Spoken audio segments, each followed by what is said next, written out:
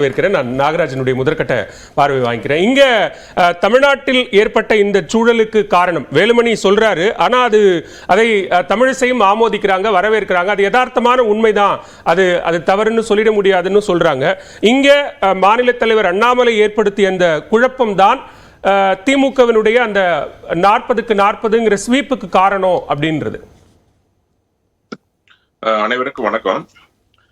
முதல்ல நான் ஒரு கருத்தை பதிவு பண்றேன். அதாவது அதிமுக பாஜக பிரிவுக்கு தலைவர் அண்ணாமலை தான் காரணம் என்பதை என்னால் ஏற்றுக்கொள்ள முடியாது. என்ன காரணம்னா, பாரத பிரதமர் நரேந்திர மோடி அவர்கள் ஆரம்பம் முதலே ஓபிஎஸ் அவர்களையும் இபிஎஸ் அவர்களையும் இணைத்து வைக்க வேண்டும், ஒரு வலுவான அதிமுக இருக்க வேண்டும் என்று விரும்பினார். அதை நீங்க பல இடங்கள்ல பார்த்திருப்பீங்க. மேடைகள்ல கூட இருவருடைய கையும் பிடித்து ஒன்றாக இணைத்து வைத்தார். டெல்லி போனப்ப கூட இருவரையும் சேர்த்து வைக்க வேண்டும் என்று மிகப்பெரிய முயற்சி எடுத்தார்.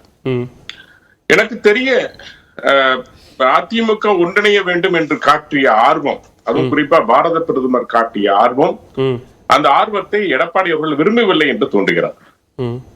டெல்லி சென்ற பொழுது ஒழுங்காக இணைந்து ஒன்றாக இணைந்து செயல்படுங்கள் என்ற அந்த விருப்பத்தை ஏற்றுக்கொள்ள இயலாத, ஏற்றுக்கொள்ள விரும்பாத, ஏனென்றால் பல சட்ட போராட்டத்திற்கு பிறகு கட்சியை மீட்டெடுத்திருக்கிறார் எடப்பாடி. அதிமுக என்ற கட்சியை மீட்டெடுத்தது அது ஓபிஎஸ் ஆகட்டும் அல்லது டிடிவி ஆகட்டும், பல்வேறு போராட்டங்களுக்கு இடையில அவர் மீட்டெடுத்திருக்கிறார். அப்படிப்பட்ட சூழ்நிலையில மீண்டும் ஒரு இணைப்பை உருவாக்கி அது அண்ணா திராவிட முன்னேற்ற கழகத்திற்கு ஒரு தடையாக இருந்துவிடக் கூடாது என்றதுல எடப்பாடி அவர்கள் தெளிவாக இருந்தார். நான் ஒரே ஒரு விஷயத்தை மட்டும் திரு நாகராஜ் அவர்களுக்கு நினைவூட்ட விரும்புறேன். கூட்டணி பிளவுக்கான காரணம் குறித்த விஷயத்தை விளக்கி சொல்லும் போதும் சரி, அல்ல அதற்கு பிறகு பல இடங்கள்ல பல தருணங்கள்ல செய்தியாளர் சந்திப்புல பேசும்போதும் சரி, ஏன் மக்களவை தேர்தல் பரப்புரை காலகட்டத்தில் ஏன் நீங்க பிரதமர் மோடியை விமர்சிக்காம இருக்கிறீங்க, மத்திய அரசு ஆட்சி மீதான விமர்சனங்கள் ஏன் உங்களுக்கு இல்லாம இருக்கு அப்படின்னு திமுகவோ அல்லது இங்க இருக்கக்கூடிய திமுக கூட்டணி கட்சிகளோ மிகப்பெரிய ஒரு அழுத்தம் கொடுத்ததற்கு பிறகுதான் எடப்பாடி பழனிசாமி ஒரு சில இடங்கள்ல பேசினார். அதுவரைக்கும் பாஜக தேசிய தலைமைக்கும் திரு எடப்பாடி பழனிசாமிக்குமான அந்த கருத்தொற்றுமை அப்படிங்கிறது தொடர்ச்சியா இருந்துகிட்டு தான் இருந்தது. பிரச்சனை இங்க மாநில அளவு தான் இருந்ததுங்கிறத எல்லாரும் எல்லா தருணங்களையும் சொன்னாங்க. இல்ல, நிச்சயமா ஒரு ஒருங்கிணைக்கிற ஒரு தலைவரை பத்தி, ஒரு பிரதமரை பத்தி குறை சொல்ல முடியாது. ஏன்னா பிரிவினைவாதத்தை உண்டாக்குறவங்க பத்தி பேசலாம், ஆனா ஒற்றுமையா இருக்க வேண்டும் என்று சொல்வதை பற்றி யாரு பிரிவினைவாதத்தை தோற்றுவிக்கல. அதாவது நீங்க ஒருத்தர் ஒற்றுமைப்படுத்த விரும்புகின்ற பொழுது அவர் மீது குற்றம் சொல்ல எப்படி மனம் வரும்? அதிமுக ஒற்றுமையா இருக்க வேண்டும் என்று பாரத பிரதமர் நரேந்திர மோடி விரும்பினார். அதை வந்து செய்ய வேண்டும் என்று வலியுறுத்தினார் வச்சுக்குவோம். அந்த சமயத்துல இந்த ஒற்றுமையா அதிமுக சொல்றதே மோடி விரும்பினார், அதை அண்ணாமலை விரும்பவில்லை அப்படிங்கிறது தானே குற்றச்சாட்டு. அப்படி சொல்ல வரல. அந்த விருப்பத்தை நீங்க சொல்லல, அதிமுக சொல்றாங்க.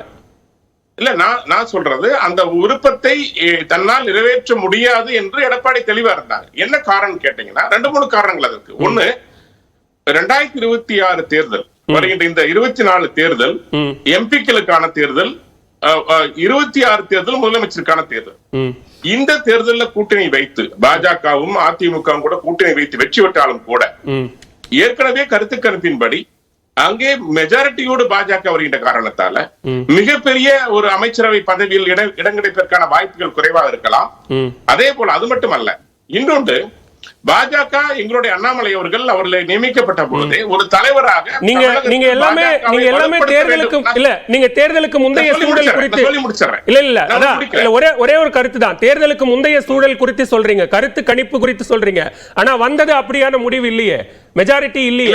அதுக்கு முன்னாடி எல்லாரும் எதிர்பார்த்தது மிகப்பெரிய வெற்றியை தரும். அந்த சமயத்துல எடப்பாடி அவர்கள் எம்பிக்களை பெற்றிருந்தாலும் கூட அதனால் மத்திய அமைச்சர்கள் இடம் கிடைக்கும் வாய்ப்பு கிடைக்காது. அப்படி கிடைத்தாலும் கூட அது கட்சியை வலுப்படுத்துவதற்கு பாஜக உதவியா இருக்குமே ஒழிய அதிமுக உதவியா இருக்காது. ஆனா அதே சமயத்தில் திமுக சொல்லுகின்ற என்ன சொல்லுவாங்க, அதிமுக அடிமையாக இருக்கிறது என்று மீண்டும் குற்றச்சாட்டை வைத்து அது 2026 தனக்கு மிகப்பெரிய பலவீனத்தை உருவாக்கும் என்று எடப்பாடி அவர்கள் நம்பினார்கள். அதாவது ஒன்று. இரண்டாவது, மீண்டும் தொடர்ச்சியாக நான் பாஜக கூட்டணி இருந்தால் அதாவது குறிப்பா சிறுபான்மை சமுதாய ஓட்டுகள் தனக்கு சேராது என்ற நம்பிக்கையும் அவருக்கு இருந்தது. அந்த காரணத்தால் தான் அவர் அண்ணாமலை அவர்களை ஒரு காரணமாக வைத்து, ஒரு சாக்காக வைத்து அவருடைய எடுத்த முடிவு, அவருடைய கணக்கின்படி அவர் தனியாக சென்று அதிமுக வாக்கு வங்கியை உருவாக்க வேண்டும், மீண்டும் இஸ்லாமிய சமுதாயம் சிறுபான்மை வாக்குகளை பெற வேண்டும் என்ற நோக்கத்தோடு அது அவர் எடுத்த முயற்சி. அவர் எடுத்த முயற்சி என்பது முடிவு என்பது 2026 நோக்கி, முதலமைச்சர் பதவியை நோக்கி. அதே சமயத்தில் பாஜகவும் குறிப்பாக 2026 நாங்கள் ஆட்சி அமைப்போம் என்று சொல்லிக் கொண்டிருப்பதையும் அவர் விரும்பவில்லை. கிட்டத்தட்ட நீங்க இன்னும் வெளிப்படையாதான் சொல்லல, இல்ல வெளிப்படையாதான் திரு நாகராஜ் சொல்லல, பூடகமா என்ன சொல்ல வர்றாருன்னா 2026 முதலமைச்சர் வேட்பாளர் யார் என்பதில் எடப்பாடி பழனிசாமிக்கும் அண்ணாமலைக்கும் இடையே இருந்த கான்ஃபிளிக்ட் தான் பிளவுக்கு காரணம் அப்படின்னு சொல்ல வரீங்க. அப்படி புரிஞ்சுக்கணுமா? இது யதார்த்தம் இல்லையா? நீங்க ஒரு கட்சி வளர வேண்டும் என்று தலைவர் நினைக்கின்ற பொழுது, அதற்கு அந்த கட்சியை ஆட்சியில் அமர்த்த வேண்டும் என்று ஒரு தலைவர் ஆசைப்படுகின்ற பொழுது, அந்த நோக்கத்தில் செல்கின்ற பொழுது அதை போட்டியாக கருதுவது எடப்பாடி இல்ல யாராக இருந்தாலும் அவருக்கு நினைக்க தோன்றும். சரி, நீங்க சொன்ன ஒரே ஒரு விஷயத்துக்கு மட்டும் நான் பதில் சொல்லணும்னு நினைக்கிறேன். நீங்க ஒருவேளை அதிமுக வென்றிருந்தாலும் அந்த மந்திரி பொறுப்பு அப்படின்லாம் சொன்னீங்க. நிதிஷ்குமாரும் இங்க சந்திரபாபு நாயுடுவும் 16-12 இடங்களை வைத்துக் கொண்டு எந்தெந்த இடங்களை கேட்டுக்கொண்டிருக்கிறார்கள், துறைகளை கேட்கிறாங்க அப்படிங்கிறது உங்களுக்கு நல்லாவே தெரியும். ஷபீர் சொன்னாரு 35 இல்ல குறைந்தபட்சம் 12 15 இடங்கள் வரையும் வென்றிருக்கலாம் அப்படின்னு. அப்படி வென்றிருந்தா எடப்பாடி பழனிசாமி என்ன டிமாண்ட் வச்சிருப்பாரு அப்படிங்கிறதையும் பேசலாம். திரு அக்னீஸ்வரன், நான் உங்களிடம் கேட்க விரும்புகிறேன். 2026 முதலமைச்சர் வேட்பாளர் யார் என்பதில் ஏற்பட்ட அந்த கேள்வி, ரொம்ப முன்னாடியே எழுந்த அந்த கேள்விதான் இங்க ரெண்டு பேரையுமே தோல்விக்கு காரணமாக, எடப்பாடி பழனிசாமிக்கும் ஒரு தோல்வி, இங்க பாஜகவில் மாநில தலைவர் அண்ணாமலைக்கும் ஒரு தோல்வி. அதுக்கு காரணம் அந்த கான்ஃபிளிக்ட் தான். அப்படியா? அண்ணா திராவிட முன்னேற்ற கழகத்திற்கோ திரு எடப்பாடி பழனிசாமி அவர்களுக்கோ அல்லது பிற தலைவர்களுக்கு, அதிமுக தலைவர்களுக்கோ முன்னாள் அமைச்சர்களுக்கு இதுக்கு தோல்வியே கிடையாது சார். 2019 அதிமுக வாங்கிய வாக்கு சதவீதம் 19%. அன்னைக்கு பாரதிய ஜனதாவோடு இவங்க கூட்டணியில் இருந்தாங்க. ஆனாலும் இன்னைக்கு 2024 பாரதிய ஜனதா கூட்டணி இல்லாம 20% மேல ஒற்றை தலைமையின் கீழ் அதிமுக வாக்குகளை வாங்கி இருக்கிறது. அப்ப எத்தனை தொகுதியில போட்டிட்டீங்க? இப்ப எத்தனை தொகுதியில போட்டிடுது அதிமுக? அப்ப போட்டிட்டதை விட இப்ப 33 இடத்துல 2024 போட்டிட்டு இருக்கு. அப்ப ஆளுங்கட்சி அதிமுக, இன்னைக்கு எதிர்கட்சி. தொகுதி எண்ணிக்கை அதிகரிச்சது அடிப்படையில் வாக்கு சதவீதம் அதிகரிச்சிருக்கு. Right, okay sir. Balavel sir, நீங்க எங்கிட்டு போனாலும் எனக்கு செக் வைப்பீங்க. ஆனா அதே நான் இப்ப சொல்றேன், தேசிய கட்சி 67க்கு பிறகு தமிழ்நாட்டில் காங்கிரஸ் ஆட்சிக்கு வர முடியாத காங்கிரஸ் இந்த 2024 வாங்கிய வாக்கு சதவீதம் 11%.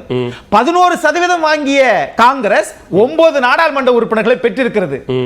200 வருஷம் இருந்த கட்சி காங்கிரஸ் மட்டும் இல்ல, தமிழ்நாட்டுல மட்டும் தான் சொல்றேன். தமிழ்நாட்டுல மட்டும். தமிழ்நாட்டுக்கு தான் நான் வந்திருக்கிறேன். தமிழ்நாட்டுல எத்தனை ஆண்டு காலம் ஆட்சி புரிந்த கட்சி, தமிழ்நாட்டுல பெரிய கட்சி, 1.5 கோடி தொண்டர்களை வைத்திருக்கக்கூடிய கட்சி. பேசவே விட மாட்டேங்கிறீங்களா சார்? ஒரு இடத்துல பேசவே விட மாட்டேங்கிறீங்களா சார்? சார், நான் சொல்ல வரத முடிச்சிடுறேன் சார்.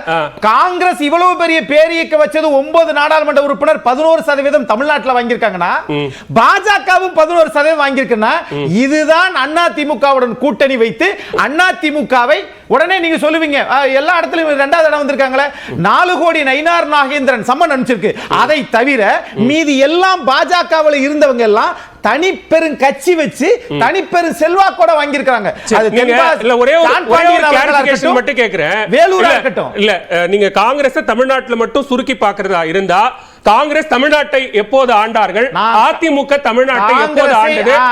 அதிமுகவினுடைய பலம் தமிழ்நாட்டில் தனியா நான் ஒரு ரோடு போட்டா நீங்க ஒரு ரோடு போட்டு போறீங்க. நான் எந்த ஒப்பீடு சொன்னேனா சார், ப்ளீஸ் சொல்லி முடிச்சறேன். நான் ஒப்பீட்டுக்கு எதுக்கு சொன்னேனா, காங்கிரஸ் 11% வாங்கி இருக்குது, நான் குறைவா சொல்லல. ஆனா அதே இது இப்ப வந்த கட்சி இது இப்ப வாங்கி இருக்குது 2.5% 2021 வாங்குனது, இப்ப 11% வாங்கி இருக்குது. அதிமுகவை தொந்தரவு பண்ணி கூட்டணி வச்சு அது இப்படித்தான், அது இப்படி சொல்லியே இவங்க வந்திருக்காங்க, வளர்ச்சி அடைஞ்சிருக்காங்க. அதனால எந்த பிரயோஜனமும் இல்ல. அதுக்காக சொல்ல வரேன். போய் பிம்பத்தை கட்டமைச்சது தமிழ்நாட்டின் பாஜக தலைவர் திரு அண்ணாமலை. நான் கேக்குறேன், நீங்க லிஸ்ட் விட்டீங்கல்ல, இது இவங்க திராவிட கட்சிகள் இப்பெல்லாம் சரியில்லைன்னு ஊழல் அப்புறம் சொன்னீங்கல்ல. சரி, நீங்க ஜெயிச்சிருக்க வேண்டியது, மக்கள் உங்களை நம்பலையே. நீங்கள் பிற கட்சியை குறை சொல்லுவதற்கு நீங்க முதல்ல ஜெயிச்சு வாங்க சார். கவுன்சிலர் ஆவாங்க, எம்எல்ஏ ஆவாங்க, எம்பி ஆவாங்க. வந்ததுக்கு பிறகு ஆண்ட கட்சியை குறை சொல்லுங்க. இது ஒண்ணு. இப்படி இப்ப கேளுங்க சார், நான் சொல்றேன்.